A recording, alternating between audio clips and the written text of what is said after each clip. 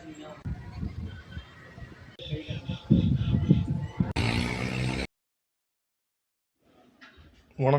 நண்பர்களே, எப்படி இருக்கீங்க? நல்லா இருக்கீங்களா? இன்னைக்கு நாம் வந்திருக்கிறது அரியலூர் மாவட்டத்தில் உள்ள கங்கை கொண்ட சோழபுரம். இங்கே இருக்கக்கூடிய பிரகதீஸ்வரர் கோவில் தான் நம்ம இன்னைக்கு பார்க்க போகிறோம்.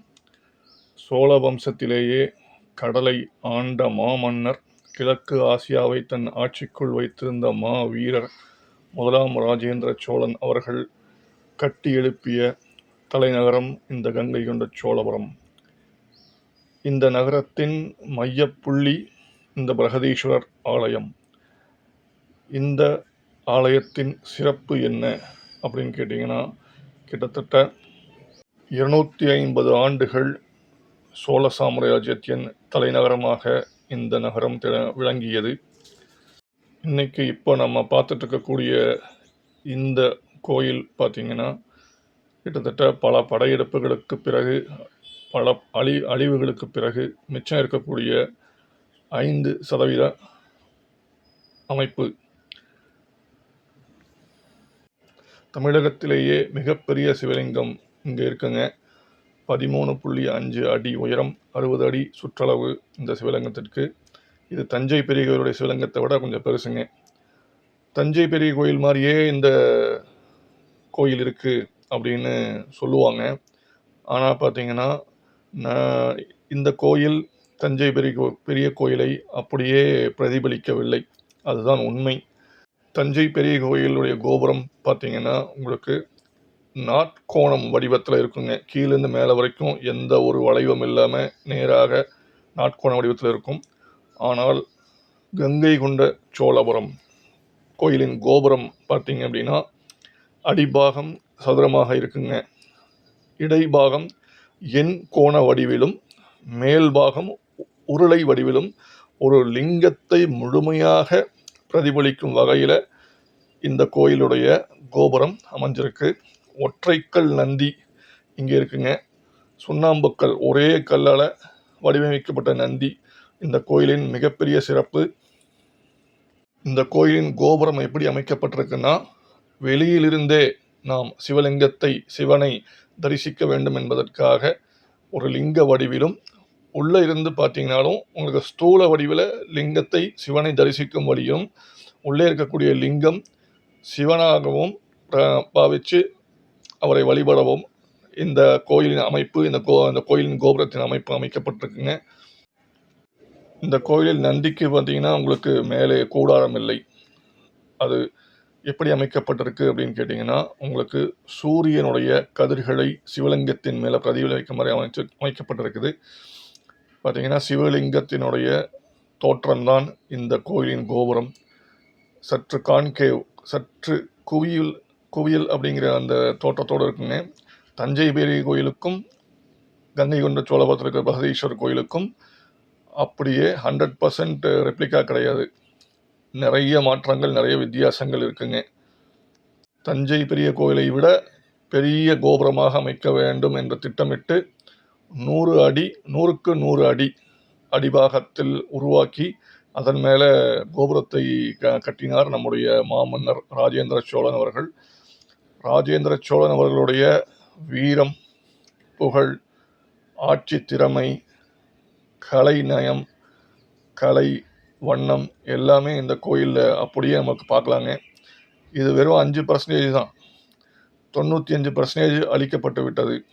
இங்கே இருக்கக்கூடிய இந்த சுற்றுச்சுவரில் இருக்கக்கூடிய கற்கள் ஆங்கிலேயர் ஆட்சியில் இங்கே இருக்க கொள்ளிடத்திற்கு குறுக்கே அணை கட்டுவதற்காக வெட்டி எடுத்துட்டு போயிட்டாங்க. முற்றிலுமாக அழிக்கப்பட்டு வெறும் 5% மட்டுமே இப்போ மிச்சம் இருக்குங்க. கொஞ்சம் யோசனை பண்ணி பாருங்க. 100% கங்கை கொண்ட சோழபுரம் அப்படியே இப்போ இருந்திருந்துன்னா நம்முடைய வரலாறே வேறு மாதிரி இருக்கும். தமிழர்களுடைய வரலாறு வேறு மாதிரி இருக்கும். அருமையான ஒரு கோயில். நம்முடைய தலைமுறை, நமக்கு அடுத்த இருக்கக்கூடிய தலைமுறைகள் எல்லாமே பார்த்தீங்கன்னா உங்களுக்கு தமிழர்களுடைய, நம் முன்னோர்களுடைய, நம் முப்பாட்டனுடைய, நம் பெரும்பாட்டனுடைய வரலாறை தெரிஞ்சுக்கணுன்னா நிச்சயமாக ஒரு முறையாவது கங்கை கொண்ட சோழபுரத்துக்கு வரணும். நம்முடைய அடுத்த வாரிசுகளை கூட்டிகிட்டு வரணுங்க. அப்போ தான் நம்முடைய வரலாறு என்னன்னே தெரியும். இது அழிக்கப்பட்ட வரலாறு, தமிழர்களுடைய வரலாறு. 5% தான் இங்கே மிச்சம் இருக்குது. பட் இதையும் நம்ம பாதுகாக்கணும். எல்லாத்தையும் அழிச்சிட்டாங்க.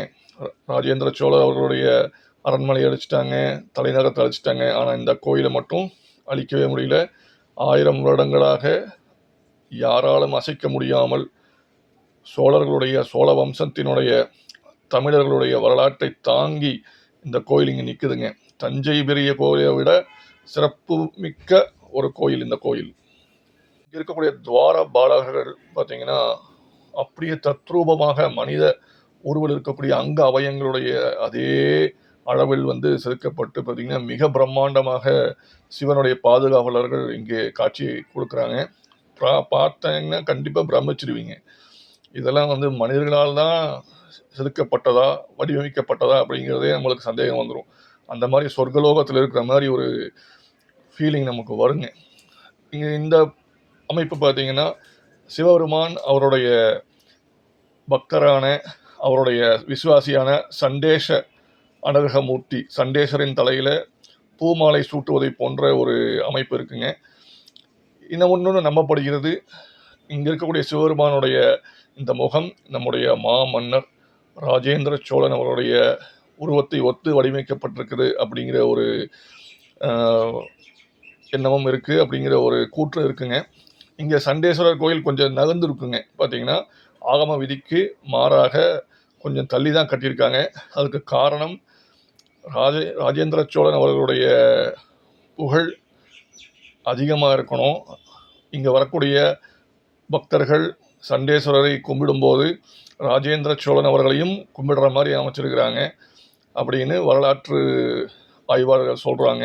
இங்கே இருக்கக்கூடிய ஒவ்வொரு இன்ச்சு இடமும் பார்த்திங்கன்னா நம்முடைய வரலாறை அப்படியே தாங்கி நிற்குது.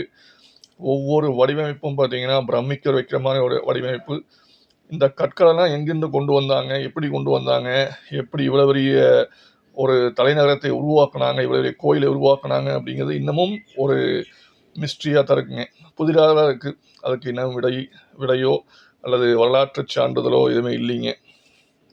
மாமன்னர் ராஜேந்திர சோழன் அவர்கள் இங்கே ஏன் தலைநகரத்தை உருவாக்குனாரு அப்படிங்கிற கேள்விக்கு இது வரைக்கும் பதில் இல்லை. ஆனால் யூகங்கள் இருக்கின்றன.